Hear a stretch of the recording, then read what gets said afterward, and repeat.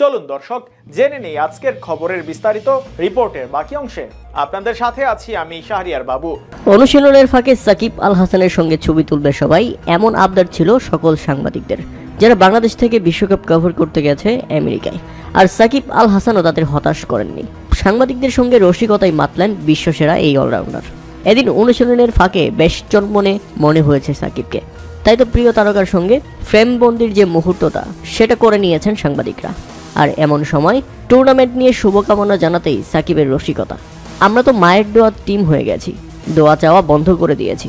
সাকিবের এমন কথায় রীতিমতো হাসির রোল হয়ে যায় সাংবাদিকদের মধ্যে। কেন এমন কথা বলেছেন সাকিব সেটা অবশ্য সবাই জানে। গেল ওয়ানডে বিশ্বকাপের পর থেকে বাংলাদেশের সকল ক্রিকেটাররা শুধু দোয়া চেয়ে গেছেন, কিন্তু তারা দোয়ার পরিবর্তিতে পারফরমেন্স দেখাতে পারেনি। সবাই বলেছে দোয়া করবেন, দোয়া ছাড়া কোনো অপশন নেই। আর এই ধারাবাহিকতায় সামাজিক যোগাযোগ মাধ্যমে বাংলাদেশ দলকে মায়ের দোয়া ক্রিকেট টিম বলা হচ্ছে। আর এই ট্রল কাণ্ড চোখ এড়ায়নি সাকিব আল হাসান।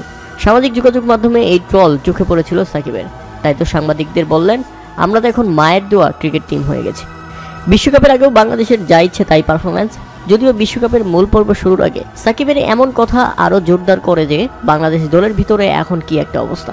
বাংলাদেশ ক্রিকেটাররা মনে করে এখন তারা মায়ের দোয়ার টিম হয়ে গেছে, মানে কতটা বাজে অবস্থা বাংলাদেশের ক্রিকেটের। প্রিয় দর্শক, এ ব্যাপারে আপনাদের মতামত অবশ্যই আমাদের কমেন্ট করে জানাবেন।